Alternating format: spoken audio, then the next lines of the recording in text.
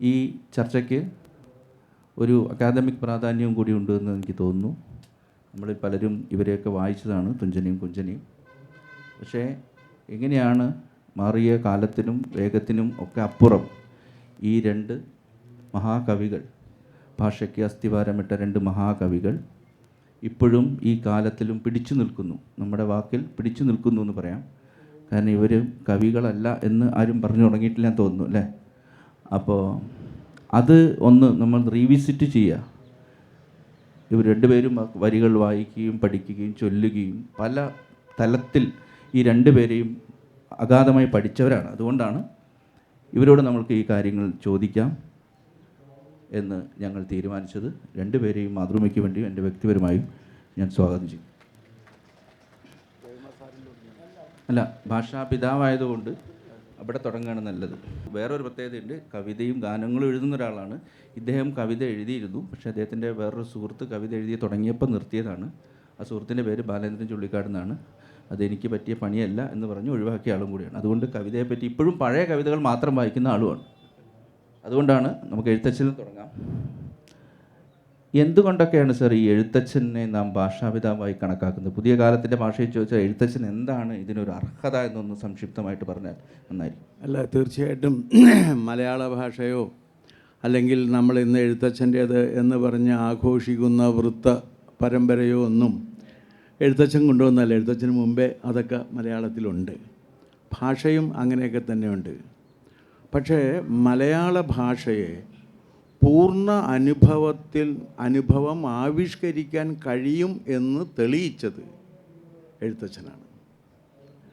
അതായത് അമൃതമായ ഒരു ഭാവം ഭാഷക്കുണ്ട് എന്നും അത് മനുഷ്യ ജീവിതത്തിലുണ്ട് എന്നും മരണത്തിന് അടിപ്പെടാതെ നിൽക്കുന്ന ആ നിത്യമായ അനുഭൂതിയെ എൻ്റെ മലയാളത്തിനും ആവിഷ്കരിക്കാൻ കഴിയും എന്ന് പറഞ്ഞു എന്ന് മാത്രമല്ല, അത് തെളിയിക്കുകയും ചെയ്തു.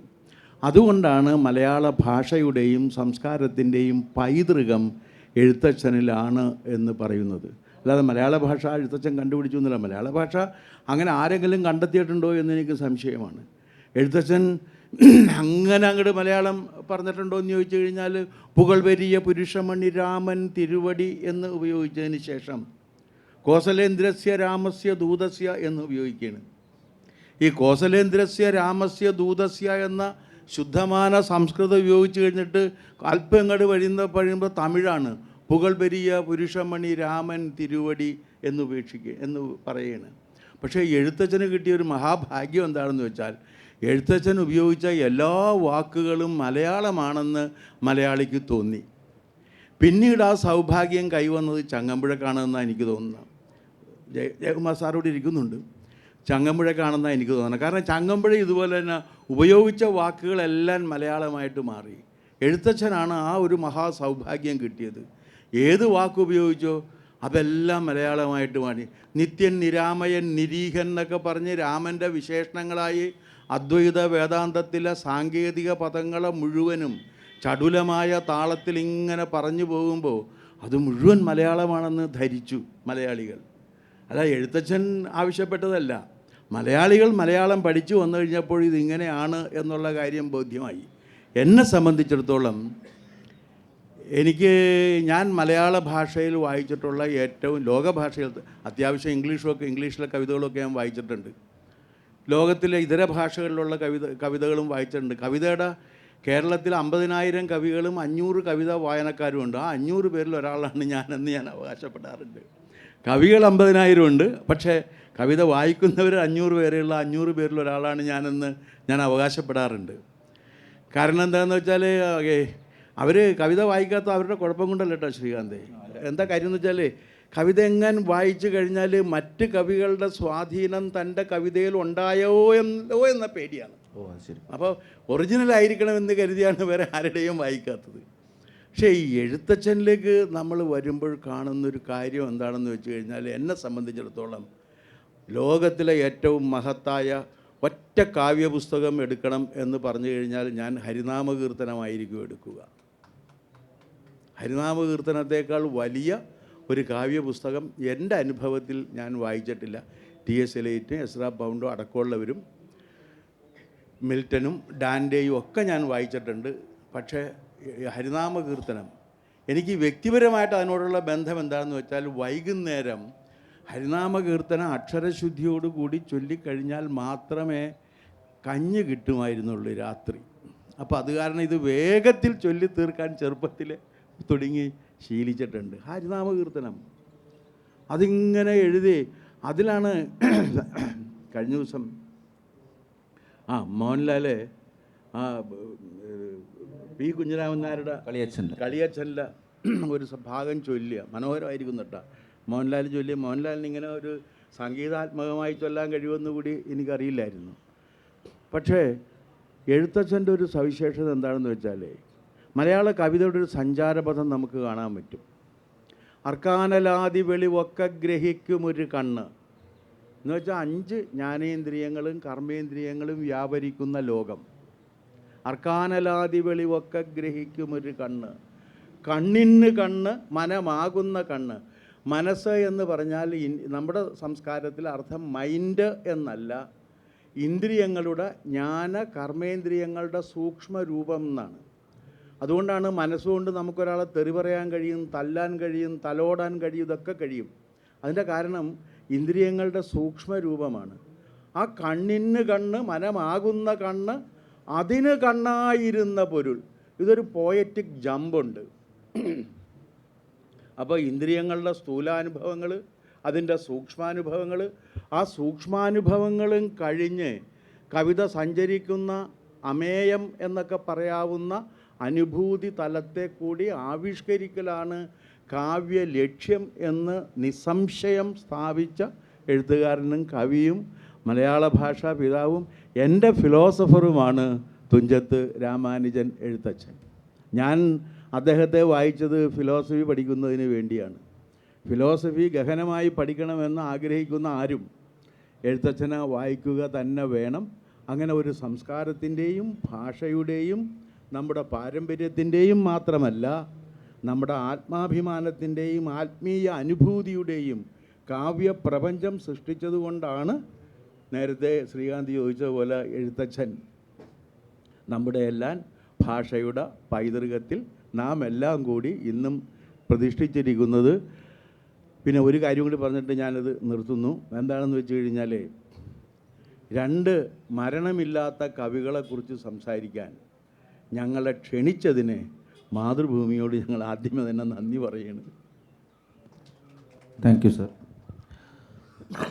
സാറ് കുഞ്ചൻ നമ്പ്യാരെ അതിൻ്റെ ആഴത്തിലും സൂക്ഷ്മതയിലും പഠിച്ച ആളാണ്. അദ്ദേഹത്തിനെ പറ്റി ഒരു സിനിമയുടെ സ്ക്രീൻ പ്ലേ വരെ എഴുതിയ ആളാണ്.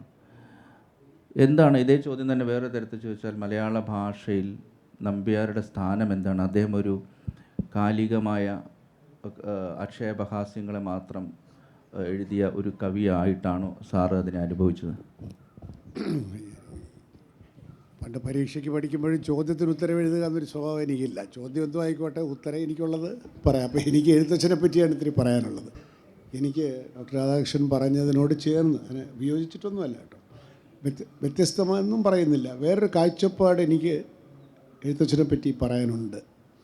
അത് ഒരു കവി എന്നുള്ള നിലയ്ക്ക്, ഈ പരമ്പരയിൽപ്പെട്ട ഒരു കവി എന്ന് സ്വയം അഭിമാനിക്കുന്ന ഞാൻ, നമ്മളൊരു കവിയാണല്ലോ.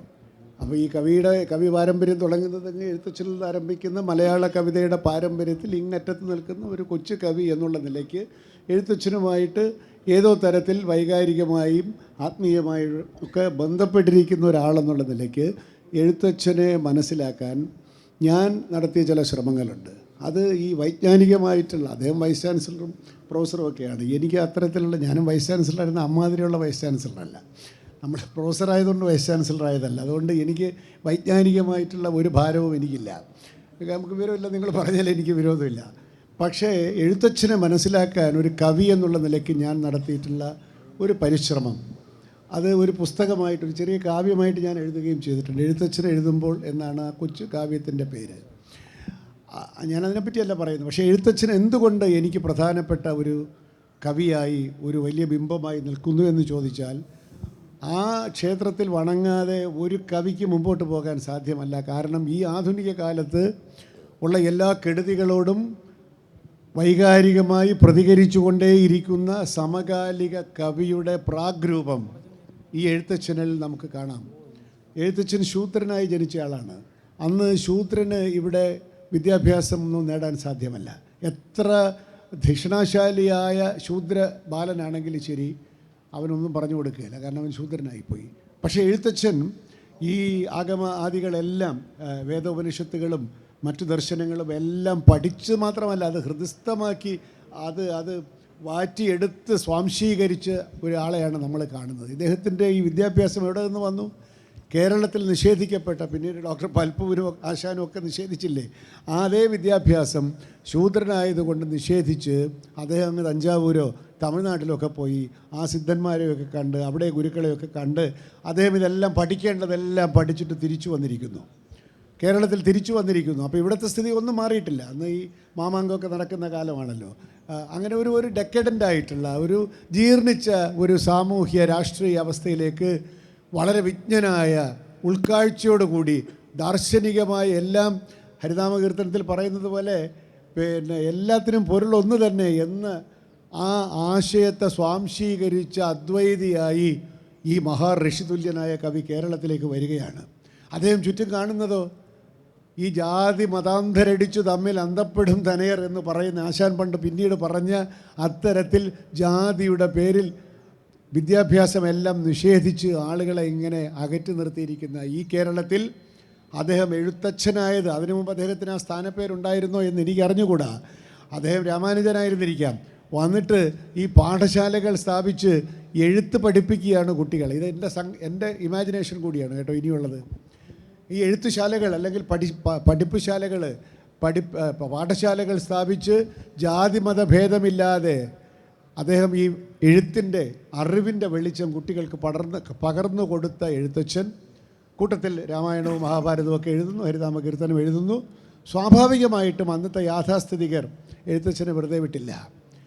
അധികാരത്തോട് സത്യം പറയുന്നവനെയും ആത്യന്തികമായിട്ടുള്ള പരമാർത്ഥം സാധാരണക്കാരന് പറഞ്ഞു കൊടുക്കുകയും ചെയ്യുന്നവനെ ശിക്ഷിക്കാനുള്ള ഭരണകൂടത്തിൻ്റെ ദുർവാസന അന്നും ഇന്നും എന്നും ഈ ലോകത്തുണ്ട്. അതിൻ്റെ ശിക്ഷ ഏറ്റുവാങ്ങിയിട്ടാണ് ചക്കിലാട്ടി അല്ല ചക്ക് കാളയെപ്പോലെ ആട്ടി എന്നാണ് എനിക്കൊരു വ്യാഖ്യാനം. He must have been under house arrest. ചക്ക് കാള എങ്ങനെയാണോ ചക്കിന് ചുറ്റും ചുറ്റുന്നത് അതുപോലെ ഈ വീട്ടിനകത്ത് മാത്രം കിടന്ന് നീ ചുറ്റിക്കോളൂ എന്ന് പറഞ്ഞിട്ട് അന്നത്തെ അധികാരി വർഗം അദ്ദേഹത്തിന് ചക്ക് കാളയുടെ ജീവിതം കൊടുത്തിട്ട് അദ്ദേഹത്തെ ശിക്ഷിച്ചിട്ടുണ്ടാവുമെന്ന കാര്യത്തിൽ സംശയമില്ല. പിന്നീടാണ് അദ്ദേഹം പിന്നെ പാലക്കാട് പോയല്ലോ, അവസാന കാലത്ത് അങ്ങ് പോയി. അങ്ങനെ അറിവ് കൊണ്ട് കവിത കൊണ്ട് ഒരു പുതിയ ദർശനം സാധാരണക്കാർക്ക് കൊടുക്കാൻ ശ്രമിച്ച് അതിൻ്റെ ശിക്ഷ സ്വയം ഏറ്റുവാങ്ങി ആത്മബലിയായ ഒരു വലിയ കവിയാണ് എഴുത്തച്ഛൻ. ആ കവിയുടെ പാരമ്പര്യത്തിലാണ് മലയാള കവിത പിന്നീട് അന്നും ഇന്നും സഞ്ചരിച്ചു കൊണ്ടേയിരിക്കുന്നത്. അധികാരത്തിനോട് സത്യം പറയാനുള്ളതാണ് കവിത എന്ന ഒരു ദർശനം, ആ ദർശനത്തിൻ്റെ തീയ് മനസ്സിൽ കൊണ്ട് നടക്കുന്നവർ തന്നെയാണ് മലയാളത്തിലെ പ്രധാനപ്പെട്ട എല്ലാ കവികളും. അത് ആശാനായാലും ശരി, പിന്നീട് ഇങ്ങോട്ട് വന്ന എത്ര വലിയ കവികളായാലും ശരി, അധികാരത്തോട് സത്യം വിളിച്ച് പറഞ്ഞിരിക്കും ഞാൻ. അത് ഏത് ഭാഷയിൽ പറയുന്നുള്ള മറ്റൊരു കാര്യം. ഇന്നത്തെ കവികൾ അത് തന്നെയാണ് ചെയ്യുന്നത്. ഇന്നത്തെ കവികൾ, നല്ല പ്രധാന കവികൾ എടുത്തു നോക്കിയാൽ എല്ലാവരും നമ്മുടെ നഷ്ടപ്പെടുന്ന സ്വാതന്ത്ര്യത്തെപ്പറ്റി, അഭിമാനബോധത്തെപ്പറ്റി, ധർമ്മക്ഷയത്തെപ്പറ്റിയും ഒക്കെ ഉത്കണ്ഠയില്ലാത്തവരെ ഏതെങ്കിലും കവികളുണ്ടോ? അത് എഴുത്തച്ഛനിൽ തുടങ്ങിയതാണ്. അതിൻ്റെ മറ്റൊരു ആ ധാര പിന്നെ നമ്മൾ കാണുന്നത് കുഞ്ചൻ നമ്പ്യാരിലാണ്. കുഞ്ചൻ നമ്പ്യാരിൽ വന്നപ്പോൾ എഴുത്തച്ഛനെയൊക്കെ സ്വാംശീകരിച്ചിരിക്കുകയാണ്. കുഞ്ചൻ നമ്പ്യാർ, ഞാനീ ഒരു സിനിമയുമായിട്ട് ബന്ധപ്പെട്ടാണ് കൂടുതൽ ഇത്തിരി ഗവേഷണം നടക്കുന്നത്. ആ ഗവേഷണം അക്കാദമിക് ഗവേഷണവുമായിട്ട് വലിയ വ്യത്യാസമുണ്ടെന്ന് വെച്ചാൽ ഇത് സിനിമയ്ക്ക് കൊള്ളാമോ, ഇത് എഫക്റ്റ് ഉണ്ടാവുമോ എന്നൊക്കെയുള്ളത്. സിനിമാ ഗവേഷണമാണല്ലോ, അത് വലിയ കാര്യമില്ല. എന്നാലും കുറേയൊക്കെ വായിച്ചു എന്ന് ഞാൻ അവകാശപ്പെടുന്നുണ്ട്. നമ്പ്യാരെ പറ്റി കുറച്ച് കൂടുതൽ മനസ്സിലായി. നമ്പ്യാരുടെ ജീവിതവും ഇങ്ങനെയൊക്കെ തന്നെയാണ്. ആ കിള്ളിക്കുറിശി മംഗലത്തിൽ ദരിദ്രമായിട്ടൊരു നമ്പ്യാർ കുടുംബത്തിൽ ജനിച്ച് അവിടെ മിഴാവ് വാദകനാവനൊന്നും സാധിക്കാതെ ഇങ്ങി വന്ന് ഇവിടെ നമ്മുടെ കുടമാളൂർ വന്ന് ഭട്ടതിരിപ്പാടിൻ്റെ ഒരു പേട്രണേജോടുകൂടി അമ്പലപ്പുഴയിൽ വന്ന് മിഴാവ് വാദകനായി. പിന്നെ മിഴാവ് വാദകൻ്റെ സ്വാതന്ത്ര്യബോധം കൊണ്ട് മിഴാവ് വാദനം നിർത്തി അവസാനം തൻ്റെ ധിഷണ കൊണ്ടും കഴിവ് കൊണ്ടും കലാബോധം കൊണ്ടും സംഗീതബോധം കൊണ്ടും താളബോധം കൊണ്ടും അത്ഭുതകരമായ ഒരു കലാരൂപത്തിന് ജന്മം കൊടുത്തുകൊണ്ട് ആ കലാരൂപം ജനകീയമായിരിക്കണമെന്നും അത് മലയാള ഭാഷയിലായിരിക്കണമെന്നും, എഴുത്തച്ഛൻ മലയാള ഭാഷയുടെ പിതാവെന്ന് പറഞ്ഞാലും എഴുത്തച്ഛൻ്റെ വൊക്കാബുലറി മുഴുവൻ പരിശോധിച്ചാൽ 30% മലയാളമുള്ളൂ, ബാക്കി തമിഴും സംസ്കൃതവും തമിഴുമാണ്. എന്നാൽ ഈ നമ്പ്യാർക്ക് സംസ്കൃതം അറിഞ്ഞുകൂടാഞ്ഞിട്ടല്ല, അദ്ദേഹം രാമപാണിവാദൻ എന്ന് പറയുന്ന സംസ്കൃത കവിയും ഒരാളാണ് എന്ന് പോലുമാണ് നമ്മൾ പറയുന്നത്. സംസ്കൃതം എന്ന അദ്ദേഹത്തിൻ്റെ വിഷയമല്ല, എല്ലാ ഭാഷയും അറിയാം. ഇത്രയും ധിഷണാശാലിയായ കവി ഇദ്ദേഹം എവിടെ നിന്നാണ് പഠിച്ചതെന്ന് നമുക്കറിഞ്ഞുകൂടാ. എല്ലാ കാര്യത്തെപ്പറ്റിയും അറിവ് മാത്രമല്ല, ഈ ഭാഷയെടുത്ത് അമ്മാനമാടാനുള്ള കഴിവ്, ആ കഴിവ് കൊണ്ട് അദ്ദേഹം തുള്ളൽ എന്നൊരു കലാരൂപം ഉണ്ടാക്കി. ആ തുള്ളൽ എന്നത്, എൻ്റെ കവിത എന്നത് സത്യം വിളിച്ചു പറയാനുള്ളതാണ്. ഈ കഥ പറയുന്നത് ഇൻസിഡൻറ്റിലാണ്, അത് എന്തെങ്കിലും വേണമല്ലോ പറയാൻ. അതുകൊണ്ടൊരു കഥ പറയുകയും ആ കഥയിൽ തന്നെ സമകാലികമായിട്ടുള്ള വിമർശനങ്ങൾ മുഴുവൻ സന്നിവേശിപ്പിക്കുകയും, ദേവലോകത്തെപ്പറ്റി പറയുമ്പോഴും ഇപ്പുറത്തെ അടുത്തുള്ള ഏതൊരുത്തൻ്റെ കുഴപ്പങ്ങളാണ്, ഏതൊരു പട്ടരുടെ കുഴപ്പങ്ങളാണ് ഈ പറയുന്നത്.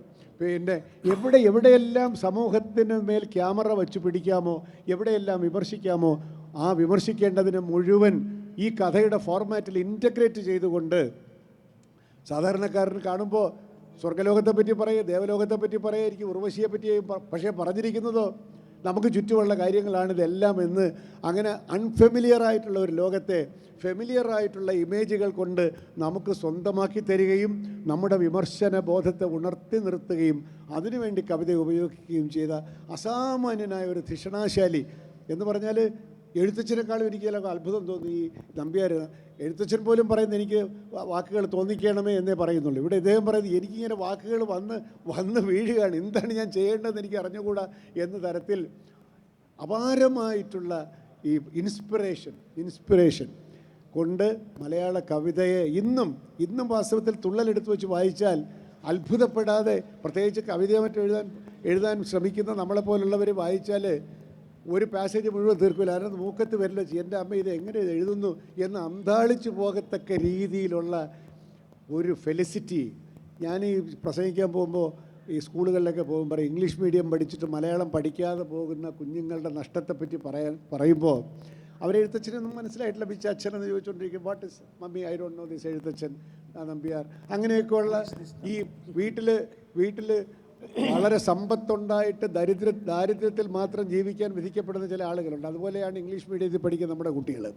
മലയാള സാഹിത്യം എന്ന് പറയുന്ന വലിയ നിധി ഉണ്ടായിട്ട് എന്തെങ്കിലും കടിച്ചു പറിച്ചുകൊണ്ട് നടക്കുന്ന കൊച്ചു കുഞ്ഞുങ്ങളെ എന്താണ്, നമ്പ്യാരുടെ 4 വരി വായിച്ചിട്ടില്ല. അപ്പോൾ ഞാൻ പറയുന്നൊരു സ്ഥിരമായിട്ട് ഞാൻ കാണാതെ പഠിച്ചു വെച്ചിട്ടുള്ളൊരു ഉദാഹരണമുണ്ട്. അത് കാർത്തിവീര്യാർജുന വിജയത്തിലോ മറ്റോ ആണ്.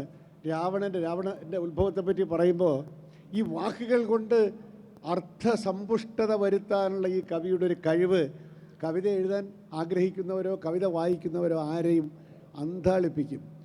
രാവണനെ പറ്റി പറയുകയാണ്, ആ ഈ ഇരട്ട അക്ഷരങ്ങളുടെ യൂസേജ് നോക്കിക്കോണം. അക്കാലങ്ങളിൽ അതിഭുജ വിക്രമധിക്രത ശക്രപരാക്രമനാകിയ നക്തഞ്ചരപതി രാവണൻ എന്നൊരു ശക്തൻ വന്നു പിറന്നു ധരായ. ഒരു രാവണൻ വന്ന് പിറന്നതാണ്. ആ പരാക്രമം, ആ ക്രായൊക്കെ ഒരു പ്രയോഗമുണ്ടല്ലോ. ഇതൊക്കെ നമ്മൾ വണങ്ങിപ്പോയി. ഇത് എങ്ങനെയാണ് ദൈവമേ ഇതൊക്കെ ചെയ്യുന്നത്? അങ്ങനെ എന്തെല്ലാം. ഭീമസേന ഇങ്ങനെ കല്യാണ സൗഹൃദത്തിലൊക്കെ ഇങ്ങനെ അന്വേഷിച്ച് പോവാണല്ലോ. അപ്പോൾ അഹങ്കാരം കൊണ്ട് ഗതയൊക്കെ വീശുന്നുണ്ട്. അപ്പോൾ പെട്ടെന്നൊരു മരം പോസ്റ്റ് മോഡേൺ കവിതയാണ് കേട്ടോ. പെട്ടെന്നൊരു മരം പൊട്ടിപ്പിളർന്നാശു മറ്റൊന്നിന്മീതെ പതിക്കുന്ന നേരത്ത് മറ്റതും വേർപെട്ട് മറ്റതിന്മേൽ വീണു മറ്റതും ഭസ്മമായി. നമ്പ്യാരെ കൊണ്ടല്ലാതെ സാധിക്കുക. പോസ്റ്റ് മോഡേണാണ് അത്. എനിക്കിന്ന് വരെ ഒരു പാരഗ്രാഫ് മുഴുവൻ വായിച്ചിട്ട് കണ്ടിന്യൂസ് ആയിട്ട് വായിക്കാൻ പറ്റില്ല. നമ്മൾ ഇത് ആരാണിത്, എൻ്റെ മുമ്പിൽ നിന്ന് ഈ കവിത എഴുതുന്ന ആരാണ്? അങ്ങനെ കൈവണങ്ങി നിൽക്കാൻ മാത്രമേ എനിക്ക് ധിഷണ. ഒരു ഭാഗത്ത് ആ ഡ്രമാറ്റിക് സെൻസ് നാടകീയമായി. ഇപ്പോൾ കല്യാണ സൗഗന്ധികം പറിക്കാൻ പോകുന്ന സമയത്ത് ഹനുമാനെ ഇടയ്ക്ക് വെച്ച് കണ്ടുവെന്നും അവർ തമ്മിൽ സംവാദം ഉണ്ടാകുന്നൊക്കെ എവിടെയെങ്കിലുമൊക്കെ വായിച്ചിട്ടുണ്ട്, കഥയുണ്ട്. പക്ഷേ ആ സംവാദത്തെ ഇത്രയും നാടകീയമാക്കിയത് അതാണിപ്പോൾ റിയൽ. ഇങ്ങനെ ആയിരിക്കും ഹനുമാനും ഭീമനും കൂടെ സംസാരിച്ചതെന്ന് മാത്രമേ നമുക്കറിയാവുള്ളൂ.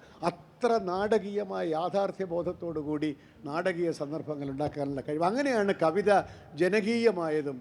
പടജനങ്ങളുടെ നടുവിലുള്ളൊരു പടയണിക്കുക ചേരുവാൻ ചാരുകേരള ഭാഷ തന്നെ ചിതം വരൂ.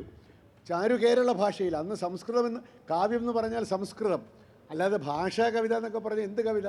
അങ്ങനെ നമ്പ്യാരെ പുച്ഛിച്ചിരുന്ന ഒരു കാലത്താണ് ചാരു കേരള ഭാഷ തന്നെ ചിതം വരൂ.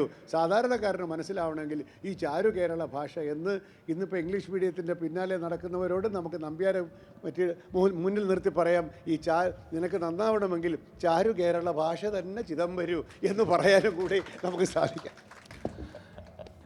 Thank you sir. അടുത്തത് രണ്ട് പേരോടും കൂടിയുള്ള എൻ്റെ ഒരു സംശയമാണ്. അതായത് നമ്മൾ മലയാളവും തമിഴും അല്ലെങ്കിൽ സംസ്കൃതവും കിടന്നൊരു മണിപ്രവാള കാലഘട്ടത്തിലാണ്. ഇവരുടെ ഒന്നും കാലം നമുക്കിപ്പോഴും ഗണിക്കാൻ പറ്റുന്നില്ല. ഈ പറഞ്ഞ സാറ് നേരത്തെ പറഞ്ഞതുപോലെയുള്ള ചാരു കേരള ഭാഷയും അല്ലെങ്കിൽ വത്സ സൗമിത്ര കൗമാര നീ കേൾക്കണം മത്സരാദ്യം വെടിഞ്ഞ് എന്നുടെ വാക്കുകൾ, ഇത് സാർ ഇത് ഇങ്ങനെ ഒരു മണിപ്രവാള ഭാഷയുടെ ഒരു പശ്ചാത്തലത്തിൽ നിന്നുകൊണ്ട് അന്നത്തെ കാലത്താണെങ്കിൽ അവർ ജനിച്ചത് എങ്ങനെയാണ് ഈ പെട്ടെന്ന് ഇവർ ഈ ഭാഷയിലെ ഈ ജമ്പ് നടത്തിയത്, ഒരു ജമ്പ് കട്ട് നടത്തിയത് രണ്ടുപേരും? അല്ല, അതിലെ പ്രധാനപ്പെട്ട കാര്യം എന്താണെന്ന് വെച്ച് കഴിഞ്ഞാൽ, ഈ എൻ്റെ ചെറുപ്പത്തിൽ 70 വയസ്സായി. അപ്പോൾ അതാണ് എൻ്റെ ചെറുപ്പം എന്ന് പറയുന്നത്. ഞങ്ങളുടെ വായന തുടങ്ങുന്നത് 14 വൃത്തവും 24 വൃത്തവും വായിച്ചിട്ടാണ്. ഇപ്പോഴത്തെ കുട്ടികളതൊന്നും കേട്ടിട്ടുണ്ടാകണമെന്ന് തന്നെ ഇല്ല. ആരെയും കുട്ടികളെ പഠിപ്പിക്കുന്നുമില്ല. അത് ഞാൻ 10ാം ക്ലാസ് വരെ മാത്രം മലയാളം പഠിച്ച ഒരാളാണ്. അത് മതിയായിരുന്നു. കാരണം എന്നെ മലയാളം പഠിപ്പിച്ച അധ്യാപകരൊക്കെ വലിയ അധ്യാപകരായിരുന്നു. അവർ എനിക്ക് ജീവിക്കാൻ ആവശ്യമായ മലയാളം ആ 10ാം ക്ലാസ് കൊണ്ട് തന്നിട്ടുണ്ട്. അതുതാ നല്ല ഇത് എന്ന ശങ്കയില്ല, അതുകൊണ്ട് ഒരു ശങ്കയുമില്ല, വർണ്ണത്തിങ്കൽ ആശങ്കയില്ല. അപ്പോൾ ഇത് ഈ 24 വൃത്തവും 14 വൃത്തവും വായിച്ച് 14 വൃത്തം നമ്പ്യാർ എഴുതിയതായിട്ടാണ് നമ്മൾ വിശ്വസിക്കപ്പെടുന്നത്. 24 വൃത്തം എഴുത്തച്ഛൻ എഴുതിയതുമായിട്ടാണ്. അത് വായിച്ച് വരുമ്പോൾ ഒരു ഗുണം, അമ്മയാണ് ഇത് എന്നെ വായിച്ച് കേൾപ്പിച്ച് പഠിപ്പിച്ചിട്ടുള്ളത്. അപ്പോൾ അതിൻ്റെ ഒരു ഗുണം എന്താണെന്ന് വെച്ചാൽ, താളബോധം നമ്മൾ അറിയാതെ തന്നെ നമ്മുടെ മനസ്സിലേക്ക് വന്നുപെടും എന്നുള്ളതാണ്. അത് ഈ വൃത്തം, ഇപ്പോൾ വൃത്തത്തിൽ എഴുതാൻ പാടില്ല എന്നൊക്കെ ആളുകൾ ആക്രോശിക്കുന്നതൊക്കെ ഞാൻ കേട്ടിട്ടുണ്ട്. പക്ഷേ താളത്തിൽ എഴുതണമല്ലോ, താളമില്ലാതെ നമുക്ക് നടക്കാൻ പറ്റില്ല. ഇപ്പോൾ ഞാൻ നടക്കുന്നതും ജയകുമാർ സാറ് നടക്കുന്നതും 2 താളത്തിലായിരിക്കും എപ്പോഴും. നമ്മുടെ ഹൃദയമിടിക്കുന്നുണ്ട്, എത്രയോ പ്രാവശ്യം ഇടിക്കുമെന്ന് ഡോക്ടർമാർ പറയുന്നുണ്ടെങ്കിൽ അതിൻ്റെ താള വ്യത്യാസമുണ്ട്. ആ താളം ഭാഷയിൽ ഈ താളം വരികയും ആ താളത്തിൽ അനുഭൂതിയെ ആവിഷ്കരിക്കുകയും ചെയ്യുമ്പോഴാണ് കാവ്യഭാഷ രൂപപ്പെടുന്നത്. കാവ്യഭാഷ അങ്ങനെയാണ് രൂപപ്പെടുന്നത്. കാവ്യഭാഷയ്ക്ക് കാലവ്യത്യാസമില്ല. ഇപ്പോൾ ഒരു ഉദാഹരണം പറയുകയാണെന്നുണ്ടെങ്കിൽ എന്നും ബാധകമാണ്. എമ്പ്രാനപ്പം കട്ടുഭുജിച്ചാൽ അമ്പലവാസികൾ ഒക്കെ കക്കും. ഇന്നലെ എഴുതിയാണെന്നല്ലേ പറയുള്ളൂ. ദേവസ്വം ബോർഡ് പ്രസിഡന്റ് അടുത്തിരിക്കുന്നത് കൊണ്ട് കണ്ടുപിടിച്ചതാണ്. അല്ല, സാറ് കക്കില്ല എന്ന് എനിക്ക് നല്ല ഉറപ്പുണ്ട്, അതുകൊണ്ടാണ് പറഞ്ഞത്. സാറ് കക്കില്ല എന്ന് എനിക്ക് നല്ല ഉറപ്പുള്ളതുകൊണ്ടാണ് പറഞ്ഞത്. ഒന്ന് ആലോചിച്ച് നോക്ക്, അന്നേ ഈ എമ്പ്രാൻ കക്കുന്ന ശീലം ഉണ്ടായിരുന്നു. ആ എമ്പ്രാൻ്റെ മുഖത്ത് നോക്കിയിട്ട് എമ്പ്രാനപ്പം കട്ടുപൂജിച്ചാൽ അമ്പലവാസികളൊക്കെ കക്കും എന്ന് പറയുന്ന രീതിയിൽ തന്നെയാണ് നേരത്തെ ഇവിടെ പറഞ്ഞ അധികാരത്തോട് മാത്രമല്ല, അധികാരം, പണം, പദവി, യശസ്, ഈ 4 കാര്യങ്ങളെയാണ് ലോകഭോഗം എന്ന് പറയുന്നത്. ഇതിനെയാണ് ഈ അദ്വൈത വേദാന്തത്തിൽ അർത്ഥം എന്ന് പറഞ്ഞാൽ ഈ 4 കാര്യങ്ങൾ ഉൾക്കൊള്ളുന്നതാണ് അർത്ഥം. ആ ലോകഭോഗത്തോട് അനാസക്തി പാലിക്കുന്നതാണ് വലിയ കവിയുടെ ലക്ഷണം. അതാണ് എഴുത്തച്ഛൻ. അപ്പോൾ പറയും, ഭോഗങ്ങളെല്ലാം ക്ഷണപ്രഭാചഞ്ചലം വേഗേന നഷ്ടമായുസ്സുമോർക്ക നീ. അത് വരുന്ന സമയത്ത് നമ്മൾ നേരെ അവിടെ നിന്നെല്ലാം മാറി.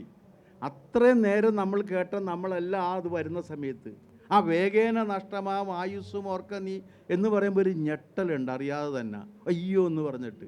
അത് നമ്മളോട് പറഞ്ഞു തരികയാണ്. പിന്നെ ഈ എഴുത്തച്ഛൻ്റെ ഒരു അഭ്യാസം എന്ന് പറഞ്ഞാൽ അതിഭീകരമാണ്. അത് സൂക്ഷിച്ച് പോകുമ്പോൾ നമുക്ക് കലഹിക്കാനൊക്കെ തോന്നും. ഒരു ദീർഘാക്ഷരം ഇത്ര ശക്തമായിട്ട് എങ്ങനെ ഉപയോഗിക്കാൻ കഴിയും? ഒരു ദീർഘാക്ഷരമാണ്. ആ ഒരൊറ്റ ദീർഘാക്ഷരം കൊണ്ട് ലങ്കയുടെ ഉയരം പറയുകയാണ്. ചരമഗിരി ശിരസിരവിയും പ്രവേശിച്ചിതു ചാരുലങ്ക ഗോപുരാഗ്രേ കവീന്ദ്രനും. ആ ആഗ്രേ എന്ന് നീട്ടുമ്പോൾ ഇങ്ങനെ നിന്ന് നമ്മൾ നോക്കും, ഇങ്ങനെ നിന്നിട്ട് നമ്മൾ നോക്കും, ഓ ഇതെന്താണ് ഈ കാണുന്നത് എന്നുള്ള കാര്യം. ആ എഴുത്തച്ഛനാണ് ഭാഗവതത്തിൽ വരുന്ന സമയത്ത് ഇങ്ങനെ ഉറഞ്ഞു തുള്ളുക. അതിൻ്റെ മലയാള ഭാഷ ഇങ്ങനെ അതിൻ്റെ രൗദ്രഭാവത്തിൽ ഉറഞ്ഞു തുള്ളുന്നത് കാണുന്നത് ഇതിനകത്താണ്.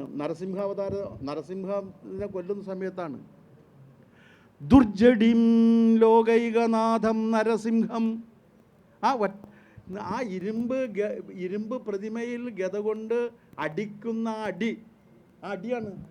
ദുർജഡീം ലോകൈകനാഥം നരസിംഹം ആർജവ വീര്യ പരാക്രമവാരിധം അഗ്നിനേത്ര ലോകവ്യാപ്ത ജിഹ്വാമുഖം അഗ്നിവിഭൂതി സ്വരൂപണം അവ്യയം അഷ്ടഭുജോഷ്മകാനന്ദ വിജൃംഭണം ദുഷ്ടനാശ നഖദന്തം നമാമ്യഹം ആകാശജ്യോതിസ്ഫുരജ്യോതിരാദിമം.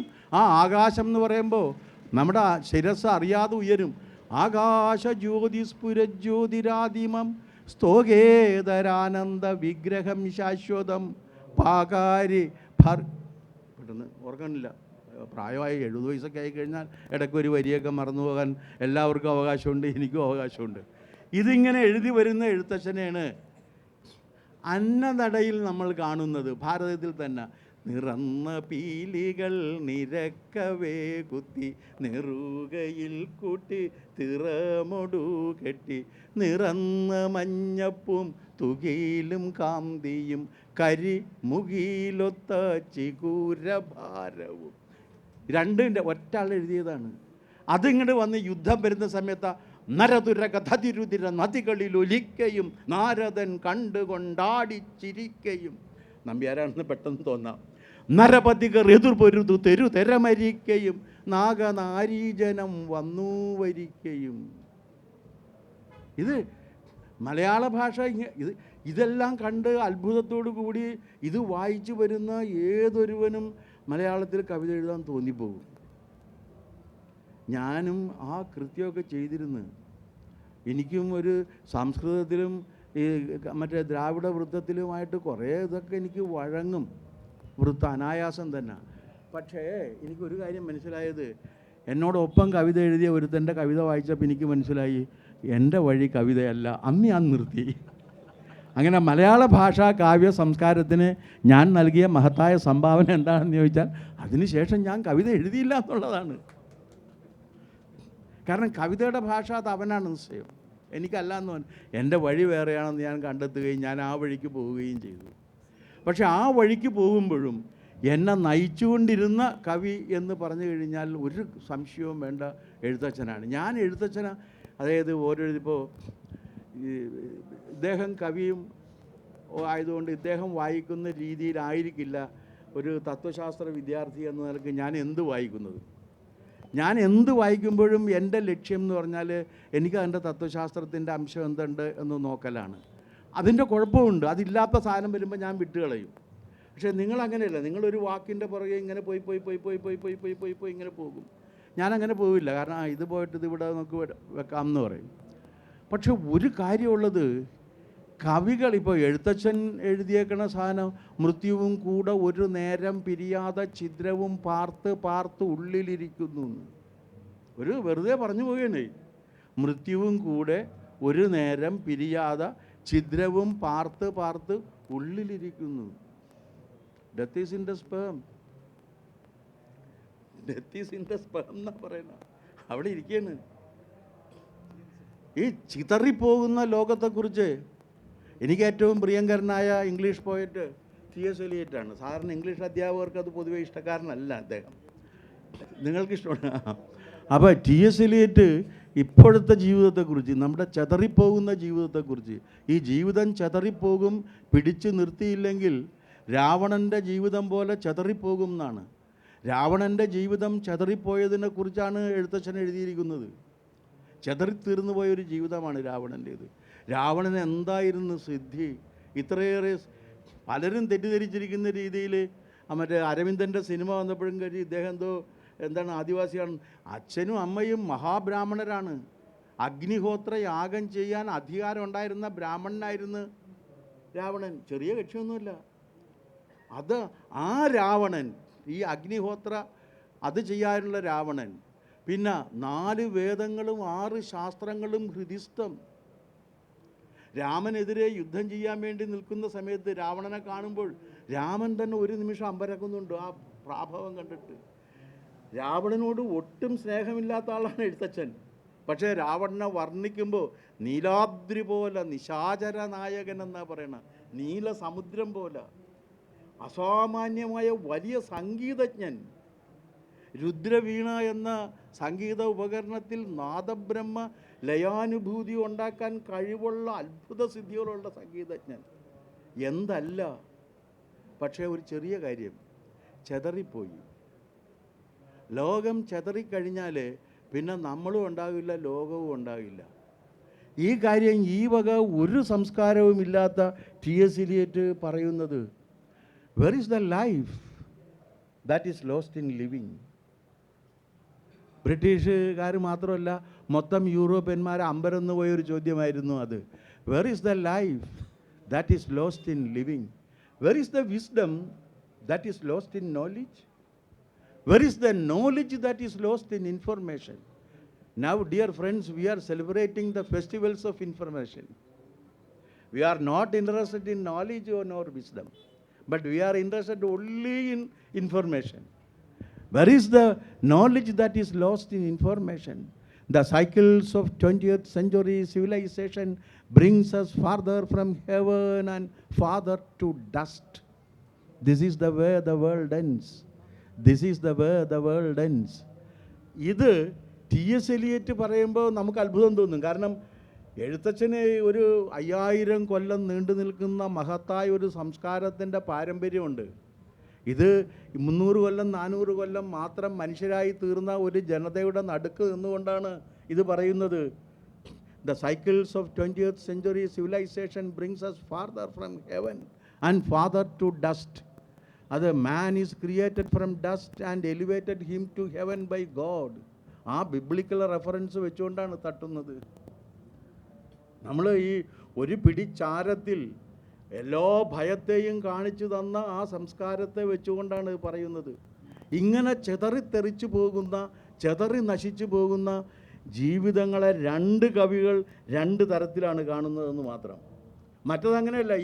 ഇതെല്ലാം പറയുന്ന സമയത്ത് ഈ നമ്പ്യാർ ഇതൊക്കെ പറഞ്ഞു പോകുന്ന സമയത്ത് എന്താണെന്ന് വെച്ചാൽ, ഈ കഥാപാത്രങ്ങൾ, അത് സാറ് ഓർക്കുന്നില്ലേ, ഈ കഥാപാത്രം 14 വൃത്തത്തിലാണെന്നാ തോന്നണം. കഥാപാത്രങ്ങളിങ്ങനെ മാറുന്നതനുസരിച്ചിട്ട് മുഴുകി വീഴുന്ന ദുഃഖങ്ങൾ ഓർക്കയാൽ മുഴുകി വന്നവൾ ഒഴുകി വീഴുന്ന നേത്രജലത്തിനാൽ തൊഴുതു വന്നകൾ കാർമുകിൽ വർണ്ണന തൊഴുതു ചൊല്ലിനാൻ ദേവനാരായണ. അതൊക്കെ പറഞ്ഞു കഴിഞ്ഞിട്ട് ഈ ദുര്യോധനൻ ചോദിക്കുന്നൊരു ചോദ്യമുണ്ട്, അച്ഛൻ എന്ത് പറഞ്ഞു എന്ന്. അച്ഛൻ ചൊല്ലു ചൊല്ലു ആ ഇത് അവിടെ വൃത്തം മാറിയിട്ട് മറ്റേ ഇത് പഞ്ചജാമരത്തിൽ, ഈ പഞ്ചജാമരം എന്ന് പറഞ്ഞ വൃത്തം എന്താണ്, എന്ത് സഞ്ജയ ചൊല്ലു ചൊല്ല് പിതാവ് തന്നുട സന്മതം. അത് അച്ഛൻ എന്ത് പറഞ്ഞു എന്ന് ചോദിക്കുന്നതാണ്. അങ്ങനെ ചോദിച്ചാൽ പോരേന്ന് ചോദിക്കും. പോരാ, ചോദിക്കുന്നത് ആരാണ്? ഈ മഹായുദ്ധത്തിന് കാരണക്കാരനായി നിന്നുകൊണ്ട് അവസാന നിമിഷം വരെ ഞാൻ യുദ്ധം ചെയ്യും എന്ന് പറയുന്ന ദുര്യോധനൻ ചോദിക്കുമ്പോൾ എന്ത് സഞ്ജയ ചൊല്ലു ചൊല്ല്, ആ ചൊല്ല് ചൊല്ല് എന്ന് തന്നെ പറയേണ്ടി വരും. അത് സാറിനോടൊന്ന് നമുക്ക് ചോദിക്കാനുള്ളത്, ഈ മണിപ്രവാളം എഴുതിയതും നമ്പ്യാരാണ് എന്നാണ് പറയുന്നത്. മണിപ്രവാളം അതിലെ ഭാഷയും സാറ് തുള്ളലിലെ ഭാഷയും, ഇത് ഈ എഴുത്തച്ഛനെ പോലെ തന്നെ സാറിന് എന്താ തോന്നിയിട്ടുള്ളത്? എങ്ങനെയാണ് ഇളനീര് പോലത്തെ ഭാഷ വരുന്നത് ഈ ഒരു പശ്ചാത്തലത്തിൽ? ഈ ഭാഷ ഉപയോഗിക്കുമ്പോൾ ഏതൊരു കവിക്കും ഒരു ലക്ഷ്യമുണ്ട്. ഭാഷ ഉപയോഗിക്കുമ്പോൾ ഏത് കവിയും ആരോ ടാർഗറ്റ് ചെയ്യുന്നുണ്ട്. ആ ടാർഗറ്റ് നോക്കിയിട്ടാണ് ഭാഷ എടുക്കുക. എഴുത്തച്ഛൻ്റെ ഭാഷ ഈ ഒരു ഗരിമയോടുകൂടി നിന്നത്, ഒന്ന് ഭാഷ എത്തി നിൽക്കുന്ന ഘട്ടം. അത് എഴുത്തച്ഛൻ ജനകീയനായ എഴുത്തുകാരനായോ എന്ന് ചോദിച്ചാൽ എനിക്കറിഞ്ഞുകൂടാ. പിൽക്കാലത്താണ് ജനകീയനായത്. എഴുതിയിരിക്കുന്ന കാലത്ത് അന്ന് കേരളത്തിലെ ജനകീയമാവാനുള്ള ജനങ്ങൾക്ക് അത്ര വിവരമില്ല, അക്ഷരാഭ്യാസമില്ല. അതുകൊണ്ട് എഴുത്തച്ഛൻ്റെ കൃതികൾ വിമർശന ബുദ്ധിയോടെയാണെങ്കിലും വായിച്ചത് അന്നത്തെ ഉപരിവർഗം തന്നെ ആയിരുന്നിരിക്കണം. അവിടെയാണ് നമ്പ്യാർ ഒരു പോയിന്റ് സ്കോർ ചെയ്യുന്നത്. കവിത വായിച്ചിട്ടല്ല, നമ്പ്യാർ തന്നെ ചൊല്ലിക്കൊടുക്കുകയാണല്ലോ. തുള്ളപ്പറമ്പ് തുള്ളൽ നിന്നിട്ട് അദ്ദേഹം തന്നെ ചൊല്ലി ആടുകയാണല്ലോ തുള്ളൽ.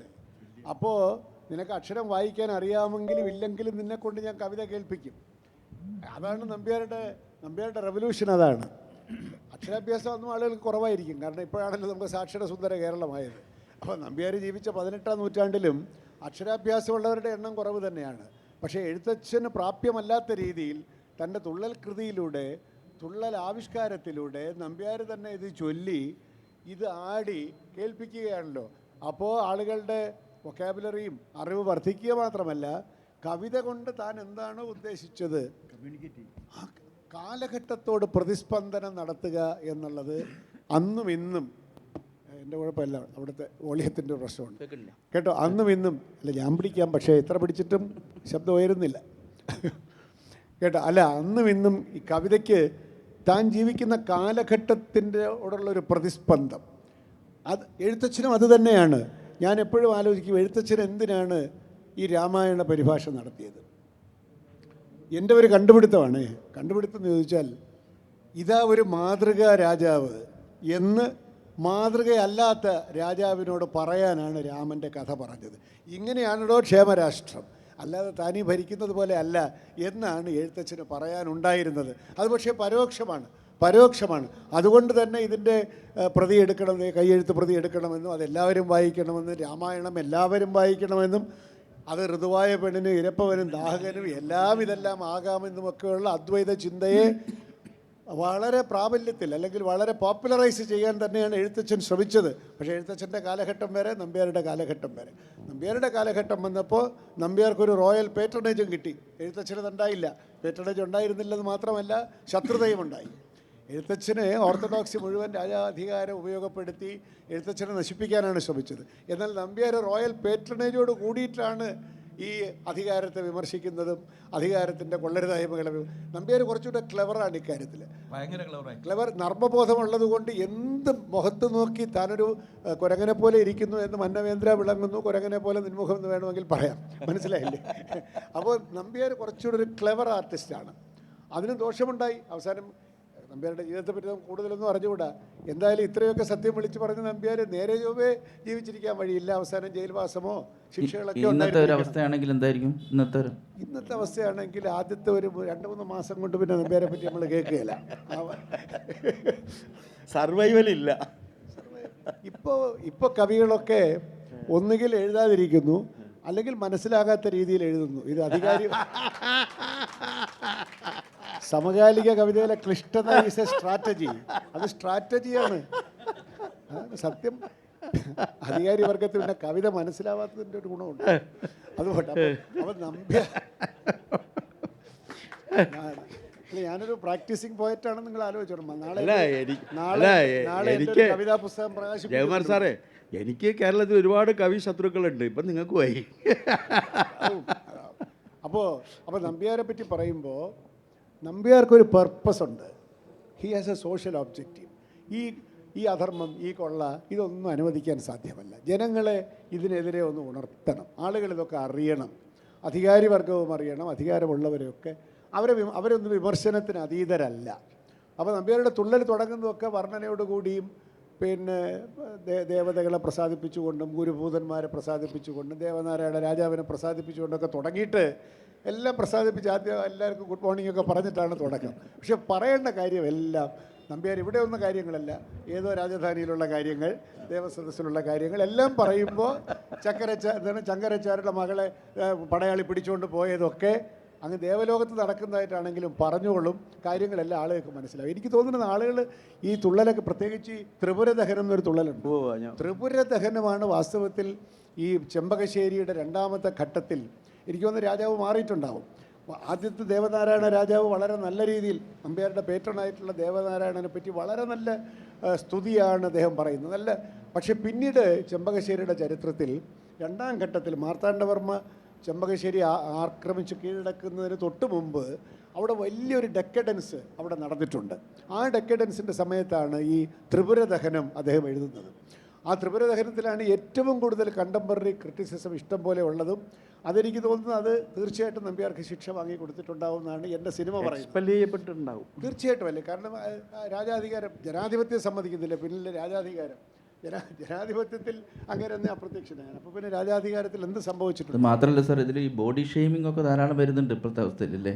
ബോഡി ഷേമിംഗ് ഒക്കെ അതൊക്കെ പുതിയ ചില പാസിങ് ഫാൻസീസ് അല്ലേ വാസ്തവം പറഞ്ഞാൽ. നോക്കുകയാണെങ്കിൽ ആ, നമ്പ്യാർ ഒരുപാട് അങ്ങനെ ചെയ്തിട്ടുണ്ട്. അതൊക്കെ കാലഘട്ടത്തിനനുസരിച്ച്. ഇപ്പോൾ സ്ത്രീ വിദ്വേഷം നമ്പ്യാർക്കുണ്ടെന്ന് ഞാൻ പറയുന്നില്ല. ഇപ്പോൾ നമ്മുടെ പഴയ സിനിമാ പാട്ട് പറയുമ്പോൾ ഇത്തിരി സിനിമാ പാട്ട് കൂടെ പറഞ്ഞോട്ടെ. പിന്നെന്താണ്, ഇത് കാലഘട്ടത്തിനനുസരിച്ചുള്ള റെട്ടറിക്കാണ് അതൊക്കെ. അത് നമ്മുടെ കാലത്തിൽ നിർത്തി വേണം അതിനെ കാണാൻ. അതുകൊണ്ട് ഇപ്പോൾ മമ്മൂട്ടി ആര് മൊട്ടത്തലയാന്ന് വിളിച്ചത് ബോഡി ഷേമിംഗ് ആയ കാലഘട്ടത്തിൽ അത് ഈ കാലഘട്ടത്തിൻ്റെ ചില നിലപാടുകളാണ്. വയലാർ എഴുതി പൂമുഖ കിളിവാതിൽ അടയ്ക്കുകയില്ല, കാമിനി നിന്നെ ഞാൻ ഉറക്കുകയില്ല. ഇപ്പോഴാണെങ്കിൽ അടുത്ത FIR ഇടാനുള്ള വകുപ്പാണ്. 72-ൽ 73-ൽ എഴുതുമ്പോൾ അതില്ല അല്ലേ? തിരുവല്ല മലയിൽ നേരിച്ചു കൊണ്ടുവരും ഇളനീർ കുടമെന്ന് ഉടയ്ക്കും ഞാൻ. FIR ഉറപ്പാണ്. ഉറപ്പല്ലേ? അപ്പോൾ അതുകൊണ്ട് നമ്മൾ അതിനെ ഓരോന്നിനെയും കാലഘട്ടത്തിൽ നിർത്തി മാത്രമേ കോണ്ടെക്സ്ച്വലി ചെയ്തിട്ടേ കാണാൻ പറ്റുള്ളൂ. അതുകൊണ്ട് ബോഡി ഷേമിങ്, ഇപ്പോൾ നമ്മൾ ബോഡി ഷേമിങ് എന്ന് പറയുന്നത് അന്നത്തെ സറ്റയറാണ്. ഇപ്പോൾ പട്ടര് കുടവേറുള്ളൊരു പട്ടര് പിന്നെ പപ്പടം കൊണ്ടുപോകാം മറ്റത് കൊണ്ടുപോകാന്ന് പറഞ്ഞാൽ ഭക്ഷണം കഴിക്കുന്ന രീതിയെ വിമർശിക്കുന്നത് ഇന്നത്തെ രീതിയിൽ ബോഡി ഷേമിങ് എന്ന് പറഞ്ഞാലും അന്നത്തെ രീതിയിൽ അത് ഒരു സറ്റയറാണ് എന്നുള്ളത് മാത്രം നമ്മൾ എടുത്താൽ മതി. പുതിയ കാലത്തിൻ്റെ അളവുകോലുകൾ കൊണ്ട് പഴയ കാലത്തിൻ്റെ യാഥാർത്ഥ്യങ്ങളെ അളക്കാൻ ശ്രമിക്കുന്നത് തികഞ്ഞ മൗഢ്യമായിരിക്കും. പുതിയ ബുദ്ധിജീവികളുടെ ഒരു വേണ്ടാത്ത വിനോദവും കൂടിയാണ് എന്ന് ഞാനത് പറയും. സാറിനോട് മാത്രം ചോദിക്കാനുള്ളൊരു ചോദ്യമുണ്ട്. സാർ ഒരുപാട് ഭരണ കേന്ദ്രങ്ങളിലും ഇരുന്നാണ്, ഇപ്പോൾ തിരുവിതാംകൂർ ദേവസ്വം ബോർഡിലും ഇരുന്നാണ്. അവിടെ ഇരുന്നു കൊണ്ട് നമ്പ്യാരെ വായിക്കുമ്പോൾ പലരെയും ഓർമ്മ വരാറുണ്ടോ മുന്നിലുള്ള? എൻ്റെ കസേരയുടെ ബാക്കിൽ ഇതൊന്ന് എഴുതി വെച്ചാൽ കൊള്ളാമെന്ന് എനിക്കുണ്ട്. അല്പം കട്ടുമുടിച്ച അമ്പലവാസികളൊക്കെ കേൾക്കും. അങ്ങനെ ആകരുത് എന്നും കൂടെ എഴുതണം. അതാണ് അങ്ങനെ ആകരുത് നമ്മൾ. അതൊക്കെ നമ്പ്യാരെ പറ്റി ഞാൻ കൂടുതൽ ഇപ്പോൾ മനസ്സിലാക്കുന്നുണ്ട്. ഞാൻ ദേവസ്വം ബോർഡിൽ ഇരിക്കുന്നതുകൊണ്ട് തന്നെ. കാരണം ക്ഷേത്രത്തെ ചുറ്റിപ്പറ്റിയാണ്, അമ്പലപ്പുഴ ക്ഷേത്രത്തെ ചുറ്റിപ്പറ്റിയാണല്ലോ നമ്പ്യാരുടെ തന്നെ ജീവിതം. അവിടെയൊക്കെ ഒരുപാട് അന്ന് മോഷണമുണ്ട്. ഈ ഉരുളിയോടുകൂടി കാണിക്കയിടുന്ന ഉരുളിയോടുകൂടി എടുത്തുകൊണ്ട് പോകുന്നവരെ പറ്റിയൊക്കെ നമ്പ്യാർ പറയുന്നുണ്ട്. അതുകൊണ്ട് പണം എവിടെയുണ്ടോ, അധികാരം എവിടെയുണ്ടോ അതെല്ലാം ദുഷിക്കാതിരിക്കണമെങ്കിൽ എഴുത്തച്ഛൻ പറഞ്ഞ പോലെ ധർമ്മചിന്ത കൊണ്ട് മാത്രമേ നമുക്കിതിനെ അതിജീവിക്കാൻ സാധിക്കൂ. നമ്പ്യാരിൽ അത്രത്തോളൊരു ഫിലോസോഫിക്കലായിട്ടുള്ള ഇൻസൈറ്റ് ഉണ്ട്, പക്ഷേ അതത്ര പ്രകടമല്ല. കൂടുതലും സോഷ്യലായിട്ടുള്ള ഒരു ക്രിറ്റിസിസത്തിൻ്റെ ലെവലിൽ നമ്പ്യാർ നിൽക്കുന്നുള്ളൂ. പക്ഷെ അതൊരു പെർഫോമിംഗ് ആർട്ടിൻ്റെ കമ്പൽഷനാണെന്ന് എനിക്ക് തോന്നുന്നു. നമ്പ്യാർക്ക് അറിയാമായി. നമ്പ്യാരിപ്പോൾ നമ്മൾ ശ്രീകൃഷ്ണചരിത മണിപ്രവാളത്തിലൊക്കെ വരുമ്പോൾ പ്രൊഫൗണ്ട് പോയിട്രിയിലേക്ക് പോകാൻ നമ്പ്യാർക്ക് സാധിക്കും. പക്ഷേ ഈ കമ്പൽഷൻ ഓഫ് ദ മീഡിയം, ഇപ്പോൾ പുതിയ സിനിമ എടുക്കുന്നവന് ഇത്തിരി ഫലിതം കയറ്റണം, അടി വേണം, വയലൻസ് വേണം എന്നൊക്കെ പറയുന്നത് പോലെ തന്നെ അന്നത്തെ പോപ്പുലർ മീഡിയമായിരുന്ന തുള്ളലിൽ കൂടുതൽ ഹ്യൂമർ വേണം, സറ്റയർ വേണം. അതുകൊണ്ട് ഫിലോസഫി പറയാൻ നമ്പ്യാർക്ക് സമയമില്ല എന്നുള്ളത് ശരിയാണ്. പക്ഷേ നമ്പ്യാരെ വായിക്കണം. നമ്പ്യാരെ മലയാള ഭാഷയെ സ്നേഹിക്കുന്ന സകല മനുഷ്യരും നമ്പ്യാരുമായിട്ട് പ്രണയത്തിലായേ പറ്റൂ. എനിക്ക് തോന്നുന്നു നമ്പ്യാരാണ് പിന്നീട് ചങ്ങമ്പുഴയായിട്ട് ജനിച്ചതെന്നാണ് എനിക്ക് തോന്നുന്നത് കേട്ടോ. അന്ന് പറയാൻ ബാക്കി വെച്ചതെല്ലാം പറയാനാണ് ചങ്ങമ്പുഴയായിട്ട് പിന്നെ വന്നത്. ഇനി ഒരു കാര്യം കൂടി ഞാൻ രണ്ടുപേരും, നമുക്കിനി ബാക്കി ഓഡിയൻസിൻ്റെ ചോദ്യങ്ങളുണ്ട്. സംക്ഷിപ്തമായിട്ട് പറഞ്ഞാൽ, ഇപ്പോൾ ഈ ഹെഡിങ്ങിലേക്ക് വന്നാൽ, നമ്മുടെ ഈ AI കാലത്ത് ഈ രണ്ട് കവികളും സർവൈവ് ചെയ്യുമോ, എത്ര കാലം സർവൈവ് ചെയ്യും എന്ന് രണ്ടുപേരും ഒന്ന് സംക്ഷിപ്തമായി പറഞ്ഞാൽ ബാക്കിയാവും. എനിക്കത് ഈ AI കുഞ്ചൻ നമ്പ്യാരെ നമ്പ്യാരെയും എഴുത്തച്ഛനെയും AI സർവൈവ് ചെയ്യുമോ എന്നാണ് ഞങ്ങൾക്ക് ചോദിക്കാനുള്ളത്. ആ ഒരു സംശയമാണ്. അതായത് AI ഒരു സാങ്കേതികവിദ്യ മാത്രമാണ്. ആ സാങ്കേതികവിദ്യ ഇന്നല്ലെങ്കിൽ നാളെ വേറൊന്നായിട്ട് മാറും. ഈ കവിത എന്ന് പറയുന്ന സാധനം, നിങ്ങളൊരു കാര്യം ചെയ്യും, ഇംഗ്ലീഷ് ഭാഷയിലെ എല്ലാ വാക്കുകളും കൊടുത്ത് അതിൻ്റെ പെർമിറ്റേഷൻ കോമ്പിനേഷൻ കൊടുത്തിട്ട് ask them to write a Macbeth. ഒരിക്കലും ഉണ്ടായില്ല. മലയാള ഭാഷയും സംസ്കൃത ഭാഷയിലെ എല്ലാ വാക്കും കൊടുത്തിട്ട് ഒരു ഹരിനാമകീർത്തനം ഒന്ന് എഴുതി തരൂ എന്ന് പറഞ്ഞു നോക്ക്, എഴുതി തരാൻ സാധ്യമല്ല. കാരണം എന്താ കാര്യം എന്ന് വെച്ച് കഴിഞ്ഞാൽ ഏത് കവിയും എഴുതുമ്പോൾ അയാളുടെ അനുഭവം വരുന്നുണ്ട്. അയാളുടെ അനുഭവം എന്ന് പറഞ്ഞാൽ അയാളുടെ മാത്രം അനുഭവമാണ്, വേറൊരാളുടെ അനുഭവമല്ല. ഇപ്പോൾ ഒരു പുതിയ വാക്കുണ്ട് സാറേ, അനുഭവം ഷെയർ ചെയ്യാൻ. എങ്ങനെയാണ് ഷെയർ ചെയ്യാൻ പറ്റും? എൻ്റെ അനുഭവം എനിക്ക് പറയാൻ പറ്റും, ഞാൻ ഇങ്ങനെ അനുഭവിച്ചു എന്ന്. അത് ഷെയറിങ് അല്ല. ദുഃഖം ഷെയർ ചെയ്യാൻ പറ്റുമോ? ഒന്നുമില്ല. ദുഃഖം നിങ്ങളുടെ തന്നെയാണ്. ആ നിങ്ങളുടെ ദുഃഖം നിങ്ങളിൽ തന്നെ ഇരിക്കുന്നത്. അത് വേറൊരാൾക്ക് ഷെയർ ചെയ്ത് കഴിഞ്ഞാൽ മാറും. അതൊക്കെ ചുമ്മാ ഈ സൈക്കോളജി പഠിച്ചിട്ട് വെറുതെ വന്നിട്ട് പിള്ളേരോട് പറഞ്ഞു കൊടുത്ത് പിള്ളേരെ പറ്റിക്കുന്ന പരിപാടിയാണ്. നിങ്ങളതൊന്ന് ഷെയർ ചെയ്ത് നോക്ക്. ഇതൊന്നും ഷെയർ ചെയ്യാൻ പറ്റില്ല. അനുഭവം തീക്ഷ്ണമാവുകയും അതിൻ്റെ ഗുരുത്വം വർദ്ധിക്കുകയും ചെയ്യുമ്പോൾ ആ അനുഭവം നമ്മുടെ ഇതിൽ തന്നെ നിൽക്കും. അതാണ് കവിതയായിട്ട് വരുന്നത്. അതാണ് ഈ ഭോഗങ്ങളെല്ലാം ക്ഷണപ്രഭാചഞ്ചലം എന്ന് പറയുമ്പോഴും വന്യസന്തപ്ത ലോഹസ്തംഭ് ബിന്ദുനാ സന്നിഭം മർത്യജന്മം ക്ഷണഭങ്കുരം എന്ന് പറയുമ്പോഴും ഒരായുഷ്കാലം മുഴുവൻ അനുഭവിച്ച ജീവിത ദുരന്തത്തിൻ്റെയും ദുഃഖത്തിൻ്റെയും അതിസൂക്ഷ്മമായ ഭാവം അതിലുണ്ട്. ആ സൂക്ഷ്മഭാവം എനിക്ക് ഉറപ്പുണ്ട് ഒരു AI-ക്കും സൃഷ്ടിക്കാൻ സാധ്യമല്ല. ഇനി അങ്ങനെ AI സൃഷ്ടിക്കുന്ന ഒരു ലോകത്ത് മനുഷ്യർ ജീവിക്കുകയാണെങ്കിൽ ആ ജീവിക്കുന്നവരുടെ ഇടയ്ക്ക് എഴുത്തച്ഛനും നമ്പ്യാരും വായിക്കപ്പെടണമെന്നും ഞാൻ ആഗ്രഹിക്കുന്നില്ല. ഇനി രണ്ടുപേരും പറഞ്ഞു, ഇനി നിങ്ങൾക്ക് ചോദിക്കാനുള്ള അവസരമാണ്. ഒന്ന് മൈക്ക്. സാറേ, ഒരു ട്രമൻഡസ് ടേക്ക് അവേ എന്ന് പറയുന്നത് രാധാകൃഷ്ണൻ സാറും ജയകുമാർ സാറും പറഞ്ഞത് ഒരു ഡിജിറ്റൽ എഴുത്തച്ഛനും ഡിജിറ്റൽ നമ്പ്യാരും സാധ്യമല്ല. പിന്നെ സാറിൻ്റെ ഒരു ഇൻസൈറ്റ് കിട്ടി വൃത്തത്തിനെ പറ്റി. അതായത് ജയകുമാർ സാറിൻ്റെ ഗെയ്റ്റും നടയും രാധാകൃഷ്ണൻ സാറിൻ്റെ നടയും വ്യത്യസ്തമാണ്. അതാണ് വൃത്തത്തിലേക്കുള്ള ഏറ്റവും ഇൻസൈറ്റാണത്. ഓരോ വ്യക്തിയുടെയും നടയും അയാളുടെ താളവും വ്യത്യസ്തമായിരിക്കും. അതൊരു ഭയങ്കര ഇൻസൈറ്റാണ്. അപ്പോൾ എൻ്റെ ചോദ്യം, ഇപ്പോൾ ജയകുമാർ സാർ പറഞ്ഞല്ലോ, പിന്നെ നമ്പ്യാർ അവിടെ എണ്ണയാട്ടപ്പോൾ ഒരു ഡിജിറ്റൽ അറസ്റ്റിലായിരുന്നു. അത് മനസ്സിലായില്ല. സാർ അത് പറഞ്ഞാൽ അല്ല, എഴുത്തച്ഛനെ ചക്കാട്ടാനായിട്ട് നിയോഗിച്ചു എന്നാണല്ലോ നമ്മൾ കേട്ടിട്ടുള്ളത്. അങ്ങനെ ചക്കാട്ടിക്കൊണ്ട് പരാ പറഞ്ഞാണ് പരമപാഹി മാമെന്ന് പറഞ്ഞ് തുടങ്ങിയതാണ്. അതൊക്കെ ഒരു മിത്താണെന്ന് എനിക്ക് തോന്നുന്നു. കാരണം ഒരു മനുഷ്യനെ ചക്കിൽ ആട്ടിയോന്ന് എനിക്ക് അറിഞ്ഞുകൂടാ. അങ്ങനെയാണെങ്കിൽ തന്നെ ഈ ചക്കിൽ ആട്ടി രാമായണമൊന്നും മുഴുവൻ എഴുതാൻ സാധ്യവുമല്ല, മനുഷ്യ സഹജമായിട്ട് സാധ്യമല്ല. ചക്കിനെ ഒറ്റും ഇങ്ങനെ നടക്കാനേ പറ്റുള്ളൂ. അപ്പോൾ എഴുത്തച്ഛനെ പുറത്തിറങ്ങാൻ പറ്റിയിട്ടില്ല. ആ വീട്ടിനകത്ത് തന്നെ ഹൗസ് അറസ്റ്റിലായിരുന്നു എന്നാണ് എൻ്റെ വ്യാഖ്യാനം. ചക്ക് എന്ന് പറയുന്നത് ഒരു മെറ്റഫർ ഫോർ കൺഫൈൻമെൻറ്റ് എന്നാണ്, ശിക്ഷയാണ്. ഒരു ശിക്ഷ കൊടുത്തു, അദ്ദേഹത്തെ സോളിറ്ററി കൺഫൈൻമെൻറ്റിൽ ഇട്ടിട്ടുണ്ടാവും. അവിടെ ഇരുന്നു കൊണ്ടാണ് ഈ രചനയുടെ ഈ ഉഗ്രതാളം അദ്ദേഹത്തിൻ്റെ മനസ്സിലുണ്ടാവുന്നത്. അതങ്ങനെ ഒരു വ്യാഖ്യാനമാണ് കേട്ടത്. ഇതിന് ചരിത്രമൊന്നുമില്ല, ഇതിന് സാക്ഷ്യമൊന്നുമില്ല, എന്നോട് എവിഡൻസ് ഒന്നും ചോദിക്കരുത്. എവിഡൻസ് ചോദിച്ച എവിഡൻസ് ആവശ്യമില്ല. അത് കവിയുടെ ഭാവന തന്നെ സാക്ഷി. ഞാൻ ഹരികൃഷ്ണവർമ്മ. എഴുത്തച്ഛൻ ഭക്തിരസമാണ് എല്ലായിടത്തും പ്രകടിപ്പിച്ചിട്ടുള്ളതും. അദ്ദേഹത്തിൻ്റെ എല്ലാ കൃതികളിലും ഭക്തിയാണ് പ്രധാനമായിട്ട് നിന്നിരുന്നത്. അതേസമയം കുഞ്ചൻ നമ്പ്യാർ അദ്ദേഹത്തിൻ്റെ കൃതികളിൽ ഭഗവാനെ പോലും വിമർശിച്ചിട്ടുണ്ട്. ഭഗവാൻ ശ്രീകൃഷ്ണനെ പലപ്പോഴും കളിയാക്കുന്നുണ്ട്. ഒരു ഉദാഹരണത്തിന് 4 വരി ഞാൻ പറയാം. സെമന്തകം എന്ന് പറഞ്ഞൊരു ഓട്ടംതുള്ളലിൽ ശ്രീകൃഷ്ണനെ കളിയാക്കുന്നത് 19 പറ നെല്ലുണ്ടെന്നുടെ പത്തായങ്ങളിൽ അളവേ കണ്ടത് എടുത്തു കൊടുത്തൻ വിത്തും കൂലിയും എത്താൻ ഒരു വഴി കണ്ടതുമില്ല, പത്തായത്തിനുറപ്പും പോരാ കാത്തുകിടപ്പാൻ ആളും പോരാ. ഇത് ശ്രീകൃഷ്ണനെ കളിയാക്കുകയാണ്. ഇങ്ങനെ വിമർശിക്കുമ്പോൾ അദ്ദേഹത്തിന് ഭക്തിരസം ഇല്ലെന്നല്ല, ഭഗവാനെ വിമർശിക്കാൻ പോലും അദ്ദേഹം തയ്യാറായി എന്നുള്ളത് ശരിയാണോ എന്ന് ജയകുമാർ സാറൊന്ന് വിശദീകരിച്ചാൽ കൊള്ളാം. നമ്പ്യാരുടെ ഭക്തിയെ പറ്റിയോ ആസ്തിക്യ ബോധത്തെ പറ്റിയോ ഒന്നും നമുക്കൊരു സംശയവും വേണ്ട. കാരണം he was A deeply philosophical poet, സംശയമില്ല. പക്ഷേ സന്ദർഭം ആവശ്യമനുസരിച്ചിട്ട് ശ്രീകൃഷ്ണനെ വിമർശിക്കണം. ഇപ്പോൾ ശ്രീകൃഷ്ണ സമന്തകത്തിൽ ഇയാളെ സമന്തകം മണി മോഷ്ടിച്ചില്ലേ, അച്യുതനരികിൽ വന്ന പിള്ളേരോട് ഒളിക്കാൻ പറയുന്നുണ്ട്. അതൊക്കെ സന്ദർഭത്തിനനുസരിച്ച് ക്യാരക്ടറിനെ ചീത്ത വിളിക്കണമെങ്കിൽ വിളിക്കും. അതിൻ്റെ അർത്ഥം നമ്പ്യാർക്ക് ഭക്തിയില്ലെന്നോ ഈശ്വര വിശ്വാസമില്ലെന്നോ അല്ല. Nambiar was A deeply devotional poet, സംശയമില്ല. അത് മാത്തൂർ അഷ്ടകം വായിച്ചാലും ഒക്കെ തന്നെ എത്രയോ ശ്ലോകങ്ങൾ ഈ എല്ലാ തുള്ളലും തുടങ്ങുന്നത് അദ്ദേഹത്തിൻ്റെ ഇഷ്ടദേവതകളെ ഉപാസിച്ചുകൊണ്ട് തന്നെയാണ്. പക്ഷേ സന്ദർഭം, ഒരു പെർഫോമിംഗ് ആർട്ടിസ്റ്റാണെന്ന് മനസ്സിലായിക്കൊള്ളണം.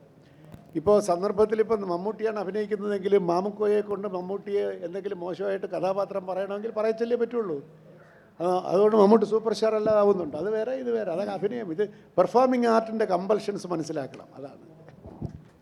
അടുത്തത്. Thank you sir. അക്ഷരരൂപിയായി വാഴും പരമാത്മ ചൈതന്യമേ, അക്ഷമം എന്നോട് ചിത്തം നിന്നിൽ മാത്രം അർപ്പൂ ഞാൻ. അജ്ഞാനമാം തമസേറ്റുഴലുന്നൊരു ലോകത്തിൽ അമ്മലർപ്പൊടി എൻ മൗലിയിൽ ചാർത്തുക നിർമ്മലമായി. ആത്മബോധാമൃതം, nectar of self awareness. AI എഴുതിയതാണ്, AI എഴുതിയതാണ്. ഇപ്പോൾ സാറ് പറഞ്ഞോട് യോജിക്കുന്നു, അത് ആ ലെവൽ വരില്ല. പക്ഷേ AI is also writing it, അത്രയേ ഉള്ളൂ. അല്ല, ഇതിനകത്ത് ഒരു കാര്യം, AI എഴുതില്ല എന്ന് ഞാൻ പറഞ്ഞിട്ടില്ല. ഇല്ല, ഞാൻ പറഞ്ഞതേ ഉള്ളൂ സാർ. അദ്ദേഹം പറഞ്ഞു അതിൻ്റെ ഉത്തരം.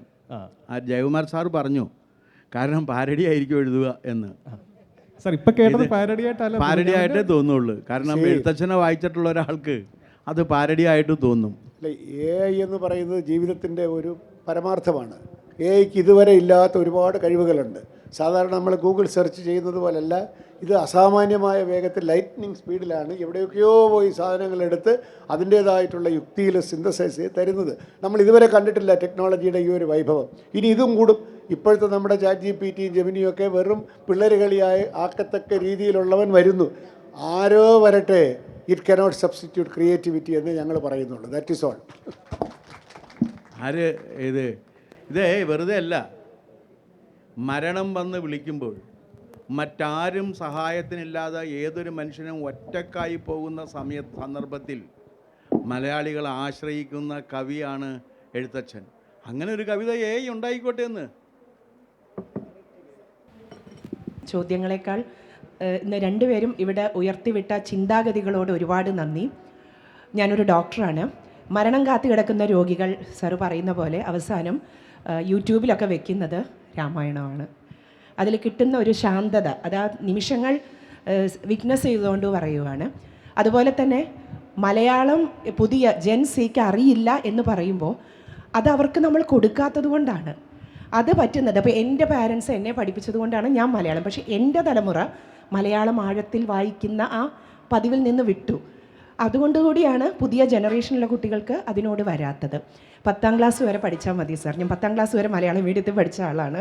പക്ഷെ അവിടെ നിന്നാണ് ഈ വേദിയിൽ ഇന്നിവിടെ വന്ന് കേട്ടിരിക്കാനുള്ള ചിന്താഗതി ഞങ്ങൾക്കുണ്ടാവുന്നത്.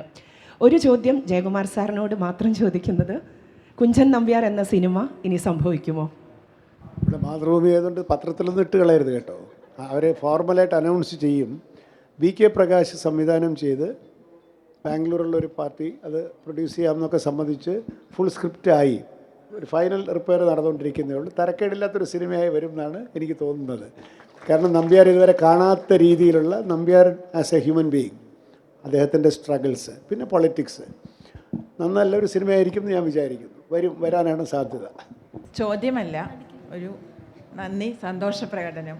തുഞ്ചനെയും കുഞ്ചനെയും ഇത്രയും അധികം നേരിട്ടറിയാനായിട്ട് ഒരു വേദി സംഘടിപ്പിച്ചതിലുള്ള നന്ദി.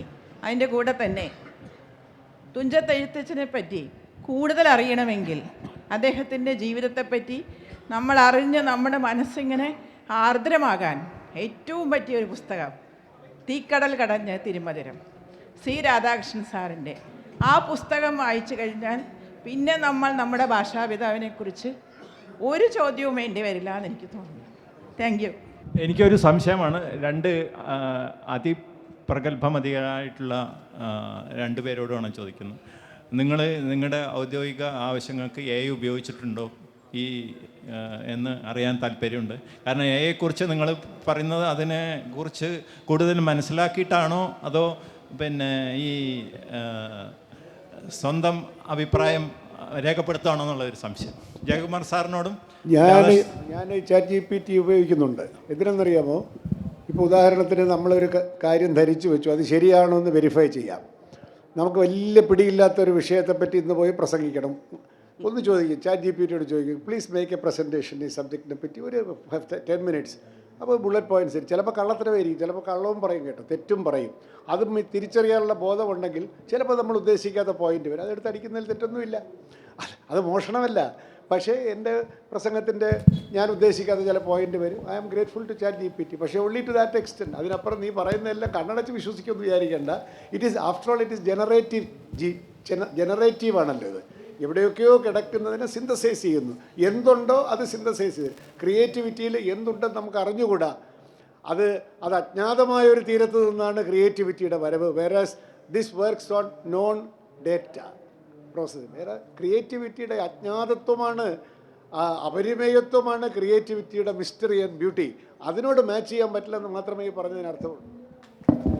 നിങ്ങൾ പറഞ്ഞ AI ഉപയോഗിക്കാതെ ഇപ്പോൾ ഒരാൾക്ക് ജീവിക്കാൻ പറ്റില്ലല്ലോ. ടെക്നോളജി ഉപയോഗിക്കുന്നതും ടെക്നോസെൻട്രിക്കായി ജീവിക്കുന്നതും രണ്ടും രണ്ടാണ്. ഒരു ടെക്നോസെൻട്രിസത്തിൻ്റെ കാഴ്ചപ്പാടിൽ നിന്നുകൊണ്ട് ഒരു രാമായണം എഴുതി ഉണ്ടാക്കാൻ സാധ്യമല്ല എന്നാണ് ഞാൻ പറഞ്ഞത്. രാമായണം മാത്രമല്ല, ഒരു നല്ല ഗാനം എഴുതി ഉണ്ടാക്കാൻ സാധ്യമല്ല. അത് എഴുതി ഉണ്ടാക്കണം എന്നുണ്ടെങ്കിൽ അതിനൊരു ക്രിയേറ്റീവ് എക്സ്പീരിയൻസ് വേണം. അത് വന്നു കഴിഞ്ഞാൽ വരും. ഓക്കെ.